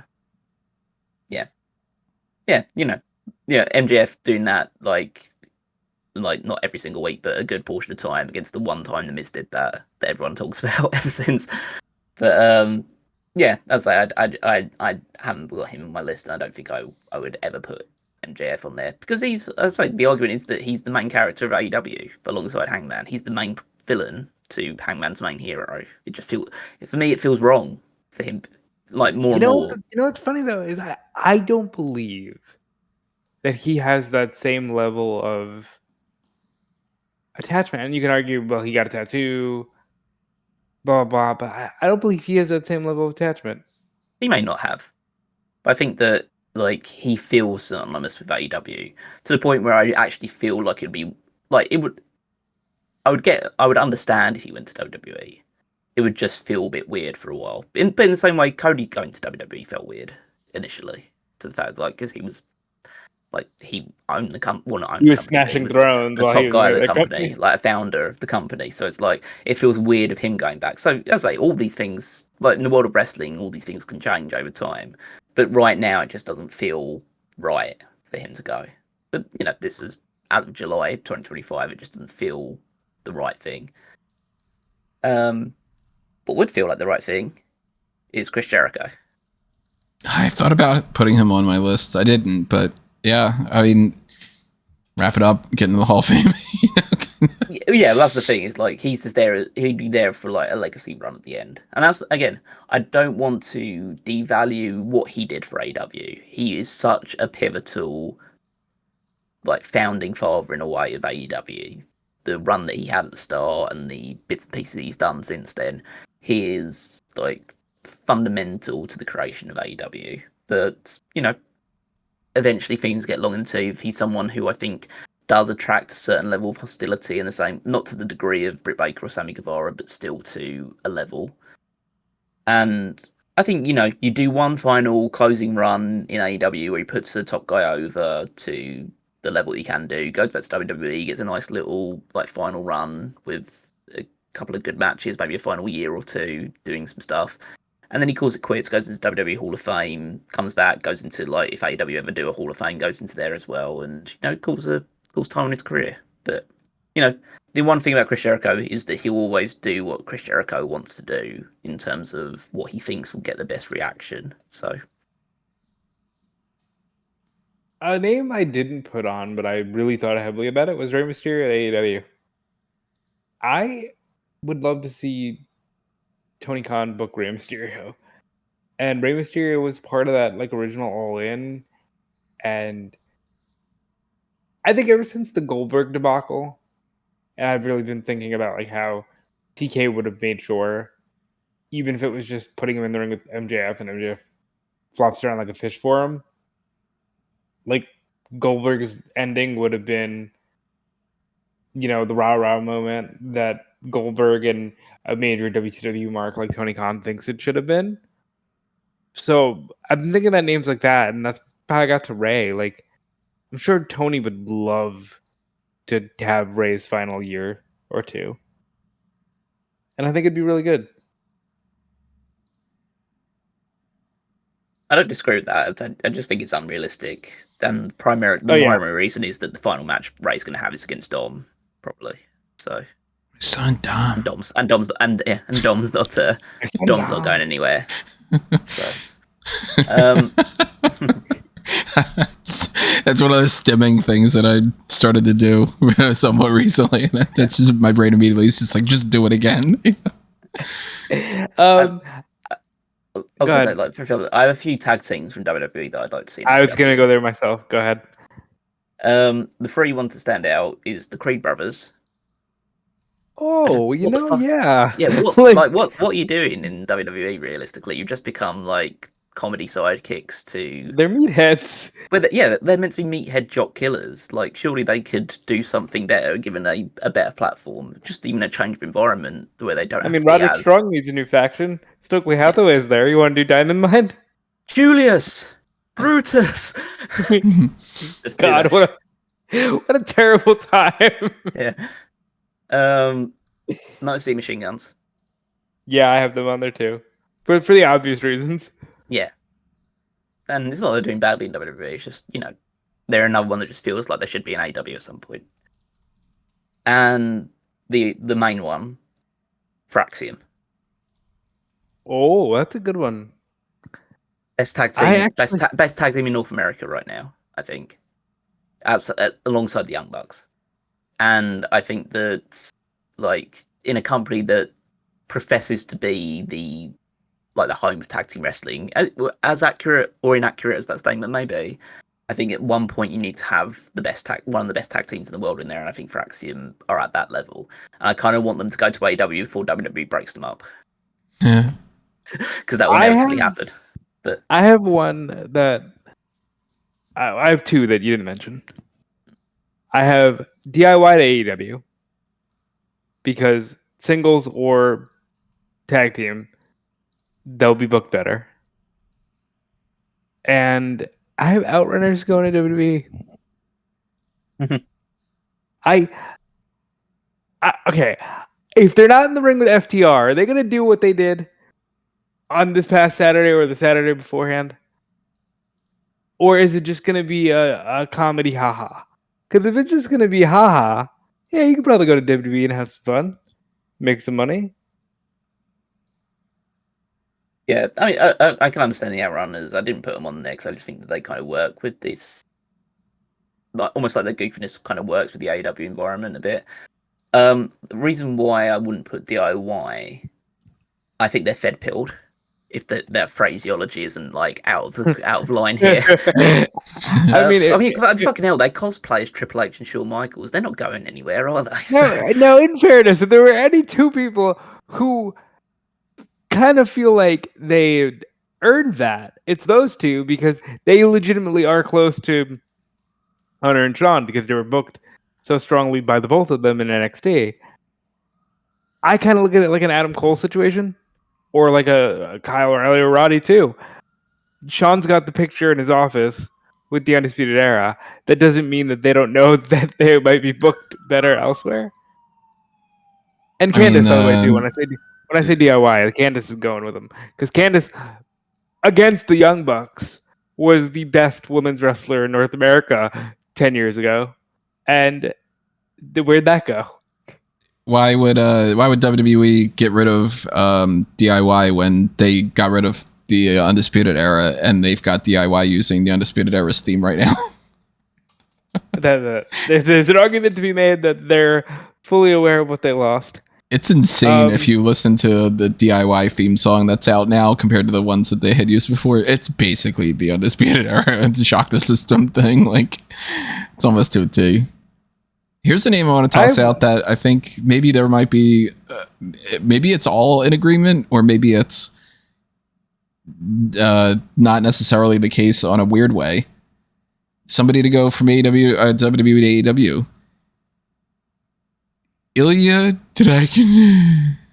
I have him listed, and I thought that I was being a bit too biased when I said that one, but I do have him listed because Dragunov would fuck up that place. Like, he would come through that place like a fucking hurricane and destroy everything off.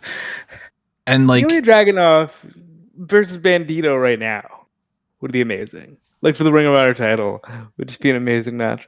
I mean, yeah, Dragunov's fucking amazing. Yeah. Now, the downside to that is it's not like he's gotten the ability to really do all that in WWE. And I'm not going to put it out there. I think that he's the guy that beats Dominic Mysterio for the Intercontinental Championship. But what? No? Whatever. We'll get to it next week. Oh, you think that Styles is just winning? Of course. I assume that Dom's retaining. And I assume they're just going to wait until Finn Balor wins the title from him, but that's like, even though I think Finn Balor's going to help AJ Styles win. Oh. Bullet Club reunite. Right. We haven't seen that before. Yeah. I mean, that's the only thing they know how to do with these two. But yeah, I mean, like, we haven't seen Dragunov do as much on the main roster because he got injured. Yeah, we should give him a chance to see. That's the kind of reason why I was a little bit. That was just me kind of saying, well, I can't have Gunther because I can have Ilya Dragunov like that. But I just think that that his build and the way that he works, he just he already works stiff in WWE. Like, he does do things that you just don't expect WWE wrestlers to do in matches. Imagine taking that up to another level in AEW with certain guys that are willing to just do even more. Like, yeah, it's just one of those ones that says, like, yes, in an ideal world, the wrestler that he is and the wrestling that AEW puts on, yes, he needs to be in that company. But as I say, he might get the opportunity in WWE. Who knows? That's actually everybody that's on my list. So I have one more, and it's Kevin Owens to AEW. I think- had him shortlisted, but I kept him off my main ones. But you go with your reasoning. Honest to God, he is one of those people who probably needs a run outside of WWE when it's all said and done. Now, granted, much like AJ, he's done everything there is to do in WWE. He did things that we didn't even think were possible. The man wrestled Stone Cold Steve Austin in the main event of WrestleMania. Like, he's done literally everything. But I think he wants to finish his career having a little bit of fun with Matt and Nick. I think, God willing, if Adam Cole is healthy, he wants to have some fun with Adam Cole. Even if Sammy doesn't go, and I thought about this, do you have to pair them? I think there's a part of him that's fulfilled with Sammy. Mm-hmm. But there's probably a part of him that wants to be able to have fun with the other friends he has on a grand stage. And that's why 2 years ago, or 3 years ago, whatever it was, we all assumed, oh, he's going to AEW. Because it's just such a natural fit. Yeah, that's the reason why I just keep him off of it to a degree. Is the case of, yes, I would love to see it, because I just think that it would be a nice. It'd kind of go back to his roots a little bit in that cool environment, that sort of PWG style Ring of Honor environment to cap off his career. But I just feel like, I don't know, he just feels like he's part of the furniture in WWE now. Even more so than I think a guy like Styles, even with Styles having been there longer. It just feels like, he is a WWE guy more than he was a Ring of Honor or PWG guy. Yeah. I didn't even consider Sammy at all. Yeah, no, me neither. Which is weird, but yeah, neither did I. And I thought about putting Karrion Kross on there, then I was like, no, that's more so he's not working in WWE as opposed to that he would work better in AEW. So yeah, and I probably would have had to end the call if we. But I mean, I'll mention that a couple of there's a couple of ones that I have, but one that's obvious, Wardlow. Yeah, thought about it. The more I thought about it, the more I was like, I don't know. I think maybe he just might be better off in American Gladiator. Maybe he would be, but out of the two options, he's probably better off in WWE than AEW. Yeah. So, I had one that probably doesn't need to get a huge amount of discussion, but I thought Big Bill is better suited back in WWE. Thought about that too. Yeah. There's certain things you can't teach. Yeah. And I had Buddy Matthews listed down as well, but I think that's kind of like a minor level thing, just because the Rhea thing, but also just. He works well in AEW, but he's at a certain level. Maybe if he goes to WWE, he could be mid-card champion type level. Maybe the Rhea rub would work with him. He would also just pair with Black again, and it would be fine. They could probably use another tag team. Yeah. And then the final big one I have from WWE to AEW is Drew. I knew that was going to come up. So, that's you're more welcome to disagree, but fucking hell, Jelly Roll, really? Yeah. It just made me look at that and just go, you fucked up big time, boy. This is what they have you doing at SummerSlam, and it's like, I don't know. Maybe he's fine with it. Maybe it's it all works out, but and CM Punk stuff and everything, but it's a case of maybe the boat has been missed with this one, but it just feels like, end it properly, end it in a company that will let you go crazy a little bit and do some stuff and push some boundaries a little bit more. But maybe it's too far gone. So was I on the podcast with you, Tony, when I mentioned the Drew character doesn't even seem like he would do that? You know what I mean? Drew as a character teaming up with Logan Paul. It seems weird. It seems really fucking weird. And I've mentioned this in past discussions with, amongst ourselves.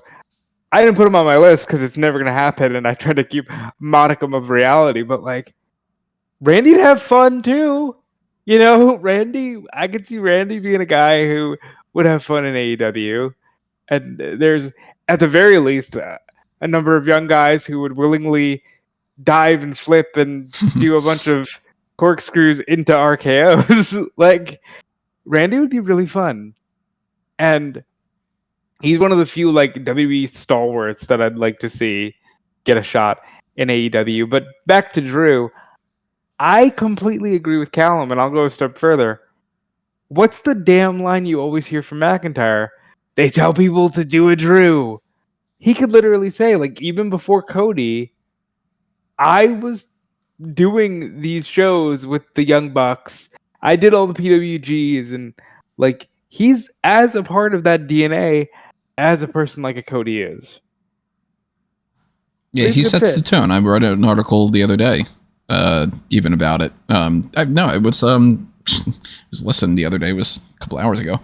It goes to show my perspective of time about the Brooks Jensen thing, where I was just like, I'll talk about this on the hot tags, but the question of the day I put up for EWN was, is this a death knell for his career, or is this going to be like a step in the right direction for a resurgence? And I think that there's too many people that go out there and they go do a Drew McIntyre. Well, that happens for 1 out of every 40 people. Yeah, and literally it's Drew, it's Cody, and I can't even think of another example. There aren't many that go elsewhere and then come back better in WWE. Christian is an example. He did that with TNA. Yeah, Christian is a good one. And it's few and far between. Most people, they either go somewhere else and they're in exactly the same position, or we never hear from them again. Whatever happened to Curtis Axel? So, or maybe it's arguable. Maybe they just don't want you. If there's anybody who's done a Cody or a Drew, and they just don't seem to want him, it's Cardona. Yeah, for some reason they don't want him back. They don't want you, pal. We're great with your wife can be doing some great stuff and whatever, and you can show up to the Hall of Fame, whatever, and you're friends with a bunch of people, and you can get a shout out by John Cena and all this, but we don't want to sign you. Meanwhile, he's like, I wish that they would call.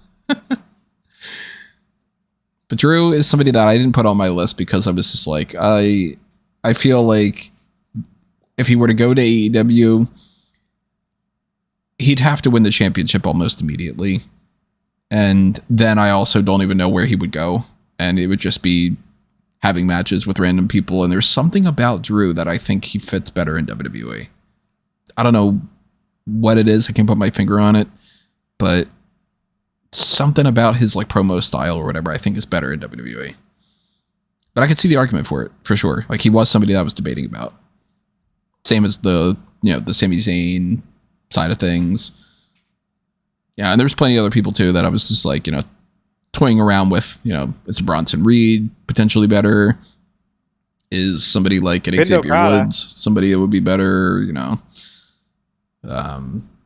Mello. It's another one that I was thinking he's not really doing as well as I would hope. Lots of people in NXT too that I didn't bother to think about just because it's they're so new, relatively speaking, that can I really call it and say that Uriah Connors would be better in AEW? Maybe, but as much as I don't like what he's doing with the whole Chase U thing, maybe it's a better environment for him right now, because if he goes to AEW, who is he? Yeah, he's Finley's kid, but what? What else? Finley. How about that Lexus King, huh? I mean, look, if he retires right now, his best moment in his career was that promo he had against MJF. So even Lexus King, you still gotta, again, there's something about Tony's respect for history where certain people are going to get treated a little better, even if they're not treated as good as we would want them to be. Well, I'm going to share my screen with these guys, not with everybody listening. But here's like the names that we were kind of going through. I put some stars next to some of the ones that we were all kind of in agreement with. It seems like if we were to kind of be able to puppet master this, that we would probably be like, all right, Bailey, Alba Fire, Piper Niven, Tyler Bate, Pete Dunne, Shinsuke Nakamura. Those at the very least would be people that we would be shipping off to AEW almost immediately. On the WWE side of things, we got somebody like a Camille, we got a Britt Baker, Hook, Sammy Guevara, Jay White, Griff Garrison, MXM. Oh, I didn't mention Noam Dar. He was another one that was like, I don't know, maybe go to ROH. But that was part of the What happened to round. him? Oh yeah, he got injured again. Yeah, he just keeps getting injured. Any other people that like out of that were like the more like you'd make the, if you had to pick one person, I guess I'll put it that way. If you had to pick one person to go from one to the other, who would you pick? Oh, I was going to kind of run that. I'd say like if we go like top 3 from one to the other, so I'd say if we could just choose to make it a kind of top rope list. Yeah, like, little top rope listy. Yeah, so have like your top 3 from like 3 to 1. You can rank it if you want to. If you don't want to rank it, it's fine. But like the 3 people from AEW to WWE and then from WWE to AEW. So my 3 from AEW to WWE would be, I'd say at 3 I'd put Hook. 2 I'd put Britt Baker. And 1 I'd probably put Jay White, I'd say. I think I'd go in the exact same direction, actually. I would say Perazo, Baker, and Jay White. That's fair. Then from WWE to AEW? WWE to AEW, I'd go at 3, I'd go Fraxium. 2, I'd go Bailey. And 1, I'd go AJ Styles. See, I'm going Bailey, Nakamura, AJ Styles. I'd probably go number 3, Nakamura, number 2, Pete Dunne, number 1, Bailey. Yeah, I think they're all fit. I think that basically rolls down to the idea that we'd probably all put Jay White in WWE and we'd all put Bailey in AEW. Yeah, I probably should put Jay White on the should put Jay White on the thumbnail instead of MJF. Yeah.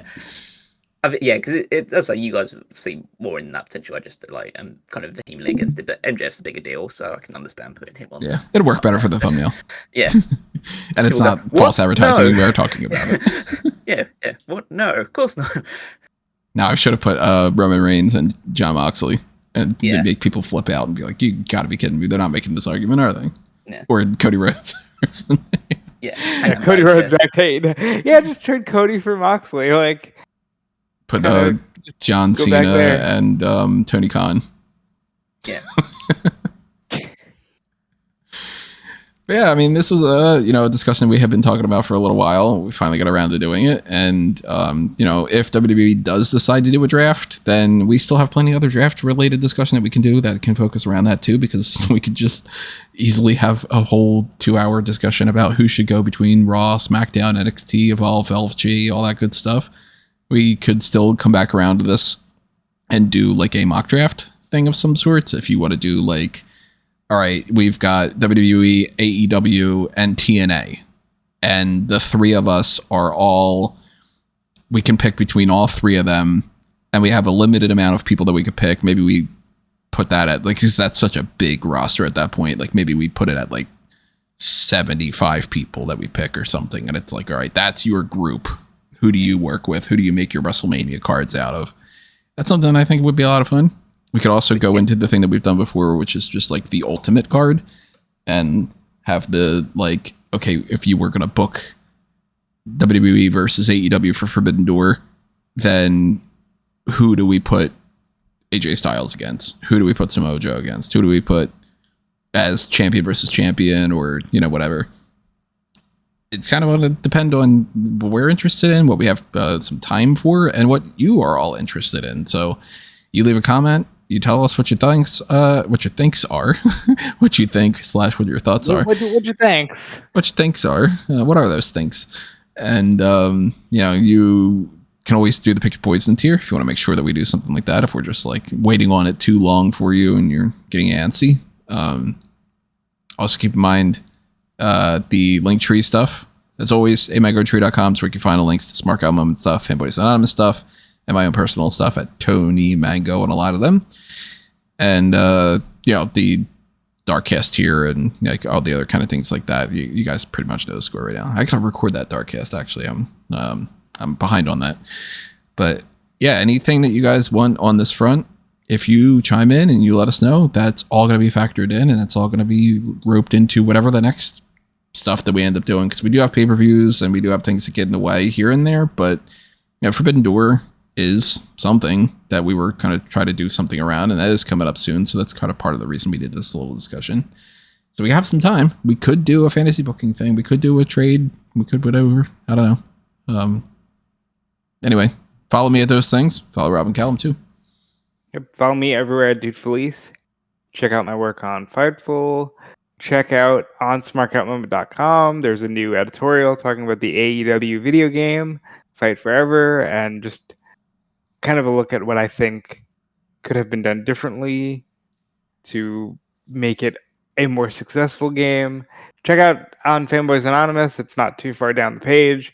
I wrote a similar article about X-Men video games and, why X-Men 97, I wrote this a year ago, why X-Men 97 was a good launching point for new video games for that brand. They have not taken advantage of, but you can check that out anyway. And you should also check out what Callum has going on.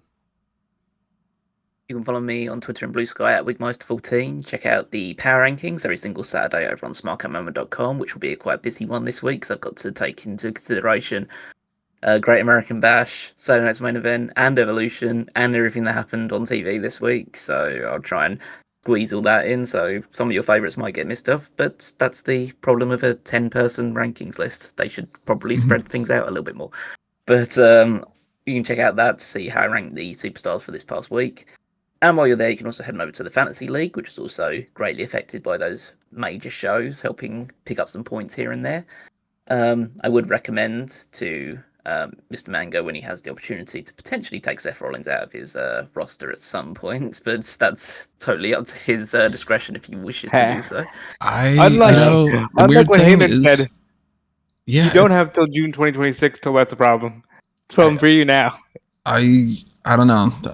Part of me is like, I need to get him off immediately. And then another part of me is like, maybe they're kind of BSing. And maybe he cashes in at SummerSlam. Maybe it's not that far off that I can't take some hits. And then if something doesn't happen at SummerSlam, then maybe I get rid of him then or something. I don't know. Yeah, I don't know who I would draft in his place because he was my number one draft pick. And I'm worried that if I switch him over, that somebody else can grab him if he does pop up and I miss out on the cash in. There's always that argument. My team's probably screwed no matter what, so. Wait and see, but you can follow Oars along and see how many points we're picking up and how things are going at WWEFantasyLeague.com, also just via Smark Out Moment. And yeah, hopefully look forward to doing this sort of ultimate draft in the future. I think if we do this kind of like this Forbidden Door style ultimate draft, we could all take a company as a representative, because like Tony's the WWE guy, I'm the AEW guy, and Rob's the only one that watches TNA, so he's I do watch TNA. so yeah, that'd be cool to do in future. But yeah, follow all that stuff that I've got going on.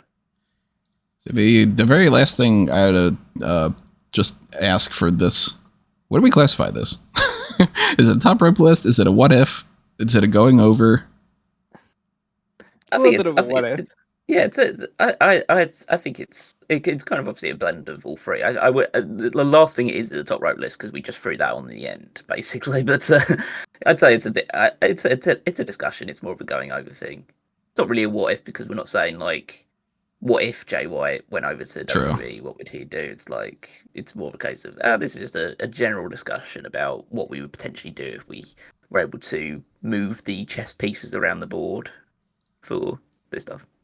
Look at that. You got 2 going overs in a month after not having any since basically, 2024?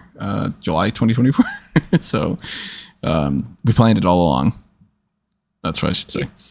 Anyway, we will see you next time around with the hot tags tomorrow afternoon. We'll break down whatever it is that we feel like talking about from all that stuff that happened this week that wasn't pay-per-view related. And obviously, we will see you then. If you join us then, if you go back on another episode, we'll see you in the past. Adios for now, though. This has been another Smark Out moment, and we're being counted out.